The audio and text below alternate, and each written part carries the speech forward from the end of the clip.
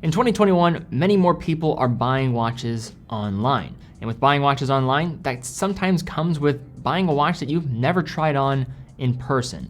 Now, with this being an idea, it brings a lot of just additional challenges when it comes to sizing up a watch or knowing how a watch is gonna size up for your wrist size.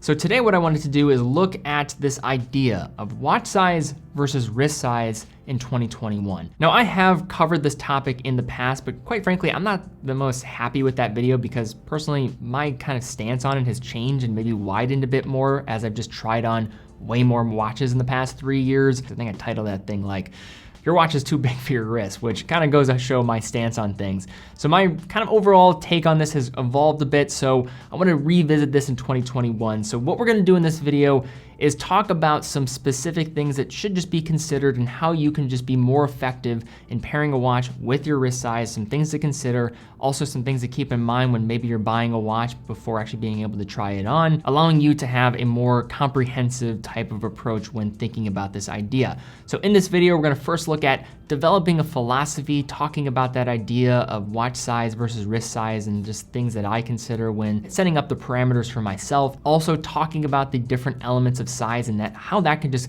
affect a watch's overall wear on the wrist as somebody who's tried on thousands of watches over the last several years. And finally, at the end of this video, we'll look at some different watches on different sizes of wrist. So I had some of my team members try on some different types of watches so we can kind of react through those, talk about maybe some of the points to call out, and just give you a better idea of how watches might just scale or not scale depending on some different features and attributes of the cases and the sizes.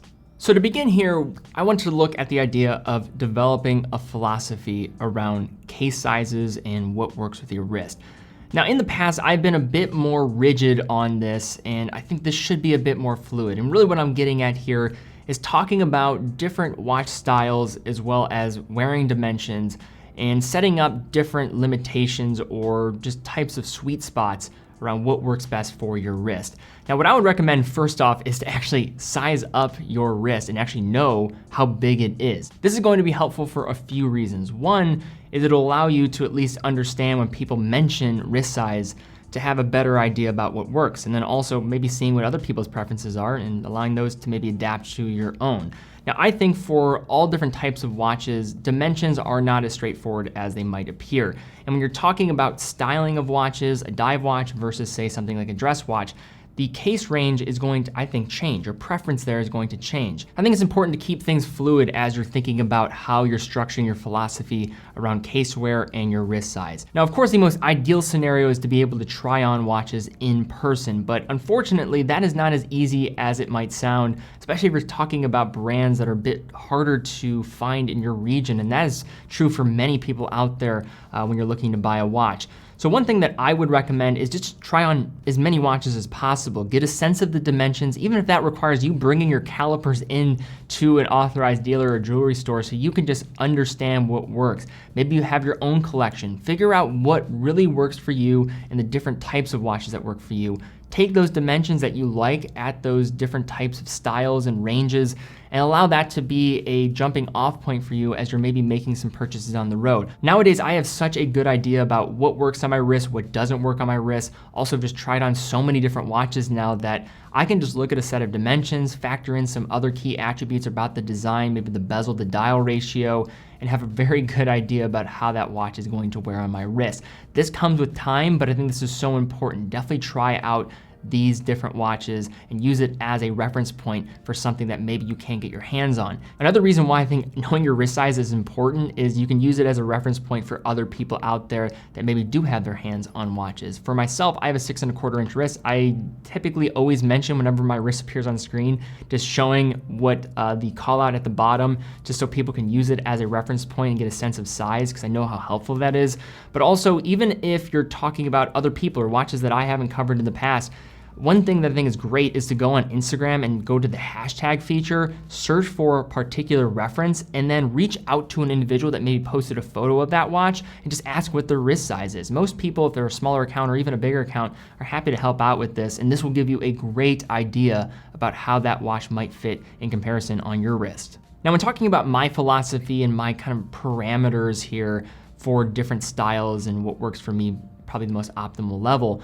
I've allowed this to be a bit more fluid, like I've mentioned, and I'm not as stringent on this as I was in the past, which I think is good because as you start to wear different watches and you kind of get adjusted to having it on your wrist, your overall idea of what works and what doesn't work changes dramatically. But in general, this is just kind of for me what has worked for just giving you an idea of what I look for my own personal wrist size, and you can use it for your own reference. So for my wrist size, I have a 6¼ inch wrist, or 15.9 centimeters in terms of my wrist size. Now, first looking at dress watches and what works the best for me, case diameter here typically between 36 to 39 millimeters and a lug to lug range of 49 to 47 millimeters kind of being my sweet spot. So that's generally where I like to be. I still will sometimes extend out of that depending on the style. Now when it comes to a watch that fits between a dress dive watch, maybe an everyday, a field watch, a Flieger, or something of that sort, 37 to 40 millimeters in terms of diameter and a lug to lug of 45 to 48 millimeters is going to be best for me. And then dive watches, because you're dealing with an external rotating bezel, the diameter is going to not appear as substantial as something like a field watch that might have like a thin outer bezel. The dial to bezel ratio is much different. The diameter there, 39 to 41 is kind of my sweet spot. I would say 39 to 40 probably being my personal preference. And then lug to lug, 46 to 49 millimeters. In terms of a couple examples there, I obviously love the Tudor Black Bay 58 that has a 47 millimeter lug to lug, which is perfect for me at 39 millimeters, or some old school style Rolex cases with their sports watches, say something like the 16570 Explorer 2. There's a big reason why I own both of those watches. It's because they just work really well on my wrist from a sports watch perspective. Now for part 2 of this video, I want to look at the different elements of case sizing. Now the 3 big trio here are case diameter, thickness, and lug to lug. Now, I think most people probably already understand what these concepts are, but I do want to get into some other points of just understanding that I think maybe are overlooked a bit more when talking about these different attributes of cases. Now, starting with diameter, pretty straightforward, but also I think could open up the most wide array of fluctuation in terms of what you feel on the wrist. One of the most important aspects of case diameter is dial to bezel ratio. Great example of this is take something like a Maxbill chronoscope that does not have a thick outer bezel. It's basically all dial. And then you have something like the Rolex Explorer 2. I think I've used this example in the past. It has that fixed bezel along the outside. If you put both of the dials next to each other, just look at the difference in visual dynamic that comes with that dial and how much larger the Maxbill chronoscope looks compared to that of the Rolex Explorer 2. They do have the same diameter at the end of the day, and the Rolex Explorer 2's lug to lug is going to allow it to have some presence on the wrist compared to that of the Maxbill, but it does create a very different visual dynamic. You have one that's all dial, and you have one that's gonna have that bezel that's gonna make the dial appear a little bit smaller. So the optics of this can change. It's almost like an optical illusion at times that I don't think people necessarily consider. This is incredibly important when you're looking at small size or mid-size dive watches, maybe something like the MSAR from Marathon. This watch is 36 millimeters with its overall diameter, but with that external rotating bezel, this thing wears closer to that of a 34-35 millimeter case. So on average, I would say typically 1 to 2 millimeters, subtract that. As long as the lugs are not an anomaly, and most dive watches are gonna just wear a little bit smaller in terms of that dial or diameter across.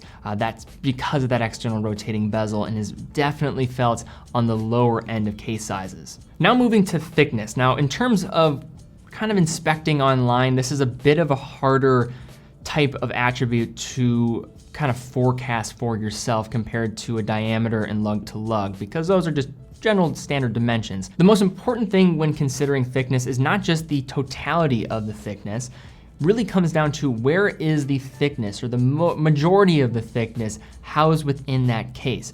There are many examples out there where you have a watch that is X amount thick versus another watch that is around the same thickness, but because the thickness is housed within the case, or maybe it's housed within the crystal, it can have totally different effects. Let's use an example like a field watch from Bulova with their Hack collection.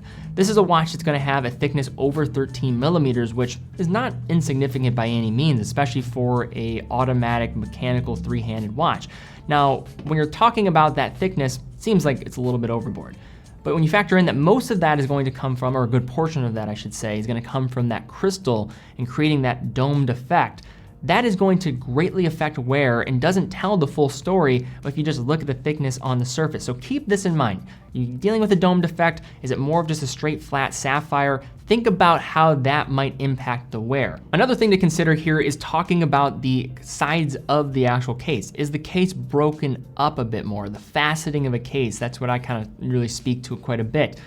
Tudor is a great example of this with the Black Bay family. A lot of people classified the sides of the Black Bay as kind of having more of a slabbed off effect, which creates an optical illusion type of effect that makes the watch just seem a little bit larger or thicker on the wrist. Then on the flip side, look at something like the Omega Seamaster Diver 300. Now, these aren't necessarily thin dive watches, but look at the effect of having a faceted side of the case and allowing that to have a bit more of an ability to look thinner on the wrist as a byproduct of that. When you break out those different elements of the thickness, that does have a great visual effect on the end result. And finally, I just want to mention this on thickness. This is one of those ideas that's a bit tougher to work around based on limitations of movement production. The best example of this is with value movements. These are movements that on their own are around 8 millimeters thick, but you still see people asking for a $1,500 8 millimeter thick automatic chronograph movement. So just have realistic expectations here as well. I won't belabor that one, but just want to throw that out there because I just see a lot of people just asking for things that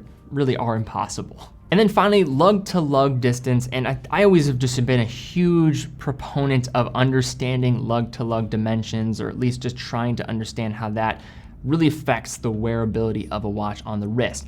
Now, a great example of this is, say, something that has a very similar type of approach, say like a Zinn 556, I'm wearing one on my wrist right now, compared to that of a Hamilton Khaki Field, which has a 47 millimeter lug to lug distance, so about 2 millimeters broader in terms of that lug to lug distance, has an effect when you look at them both on the wrist. Lug to lug, simply put, is probably one of the most important aspects of a watch and how it will wear on your wrist. A couple other things to consider when looking at lug to lug is going to be integrated bracelets. Things like that end link and how that will maybe shoot down or how it meets the case, that can have a big effect. Talking about the Tissot PRX, the true lug to lug dimension on the PRX is 44 millimeters. But when you factor in that end link, that will add a bit more of presence. And this is very true for a lot of integrated watches out there when you're dealing with those bracelets and just how it meets the case. So keep that in mind as well. What does that end link look like? Is it fixed? And does it shoot straight down? A great example of an integrated bracelet working in its favor and how true it wears to the true lug to lug is the Oris Aquis. Because of that end link, it shoots straight down and is gonna wear very true to that lug to lug dimension, making them actually wear smaller than the perceived case size. And then one other final consideration for lug to lug is looking at watches that are not circular. So maybe looking at rectangular watches, square watches, tonneau style case watches. This is a great way of getting a circular watch equivalent. Say something like the Reverso Tribute Small Seconds.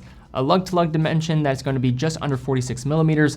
That's going to allow you to have a good ability to project what that might look like if it was a circular case. So in other words, around a 38 millimeter case equivalent. And just to round this out, although it's probably going to be the least impactful, at least in my experience, unless when you're dealing with extremes, weight is also a final point of consideration here that I just want to mention. When you're dealing with the same materials, this is not going to be as much of an issue apart from bracelets that might have just really solid links.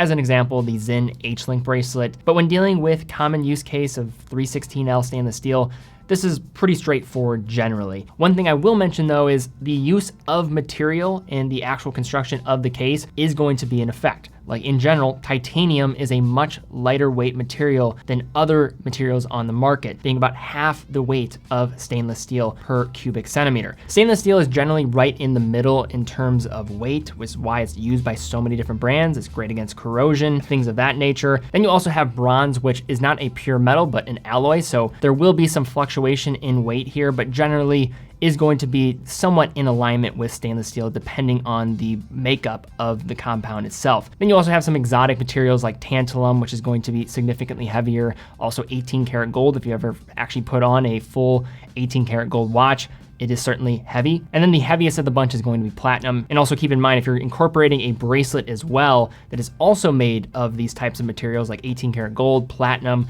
it's only gonna add to this substantially. So just keep this in mind, get a general just idea of what the order of weight is going to be for a lot of these materials. But generally, it is pretty straightforward unless you're dealing with some of the exotic stuff out there. So now to wrap up this video, I want to look at some different examples of watches on a variety of different wrist sizes. So took some people from the office, got them all sized up in terms of their wrist size, and then picked out a few different watches to look at. So just to give us an overview here, first we have Mike with his 5 3/4 inch wrist. So he's gonna be the smallest of the bunch, or 14.5 centimeters. Then you have myself at 6.25 inches or 15.9 centimeters for the wrist size.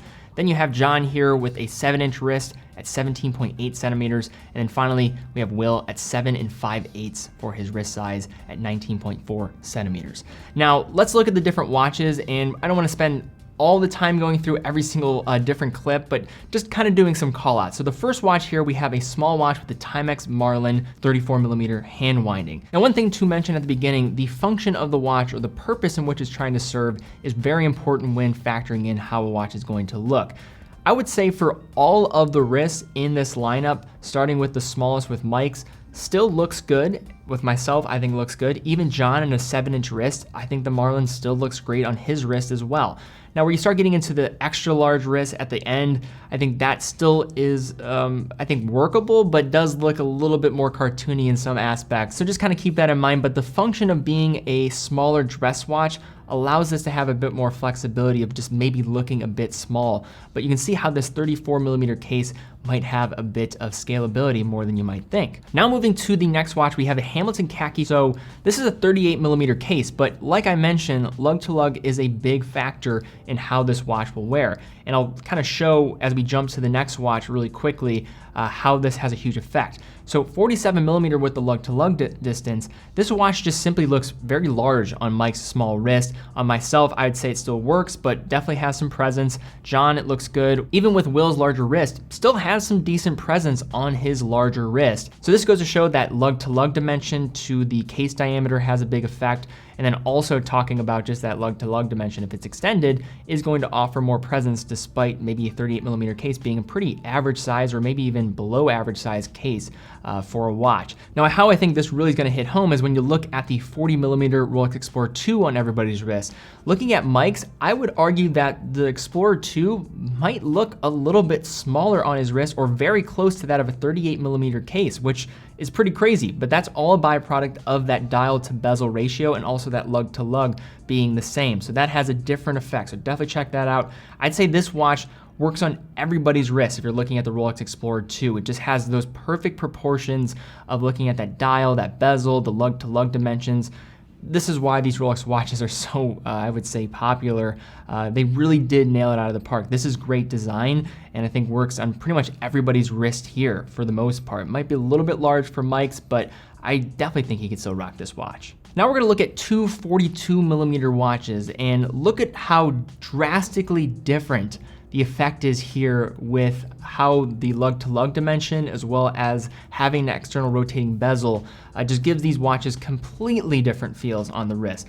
First, looking at the Tissot Visidate. Now this is the new version of the Visidate, so they are now discontinuing the older model and going for the 42mm option, which I know is bad news for some people out there, but just wanted to kind of let you guys all know. In terms of how this watch wears on the wrist, because it has that thin outer bezel, it wears like a true 42, if not larger. This is a large watch, I would say objectively, looking at it on the wrist. The lug to lug is not the most overbearing thing, but what is creating that visual effect really is that dial and having that thin polished outer bezel that is going to really just give way to that large central dial surface. Now that's 42mm. On Mike's wrist, it looks kind of clownish. On my wrist, I would say I could maybe pull it off, but it's right at the very end of what I could probably make possible, and definitely does look quite large for a watch that leans a bit more dressy. John, I would say it starts to work there, and for Will, I would say it works pretty well on his wrist, but definitely you can still see that presence even on a larger wrist. Now for this next watch, looking at the Seiko, it's a watch that has a very similar diameter to the Visidate,